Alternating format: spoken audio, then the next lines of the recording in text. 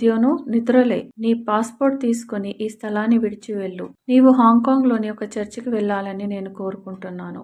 హాంకాంగ్‌కా? దేవా! నీ ఆజ్ఞకు నేను లోబడతాను కానీ నా దగ్గర ఫ్లైట్ టికెట్ కొరకు డబ్బు లేదు. చింతించకు, నేను నీ దేవుడను, నీ పోషకుడను. ఎయిర్‌పోర్ట్‌కి బయలుదేరు. అక్కడ నా సేవకులు నీ కొరకు ఎదురు చూస్తున్నారు.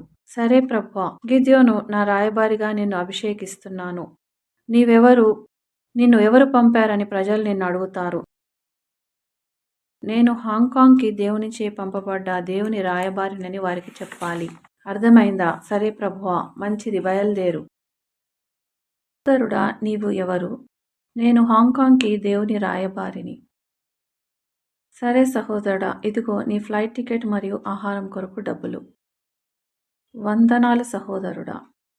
ఫ్లైట్ గేటు గుండా వెళ్ళు, నీ కొరకు ఏరోప్లేన్ ఎదురు చూస్తుంది. వెళ్ళు నా సహోదరుడా, వెళ్ళు, దేవుడు నీతో ఉన్నాడు.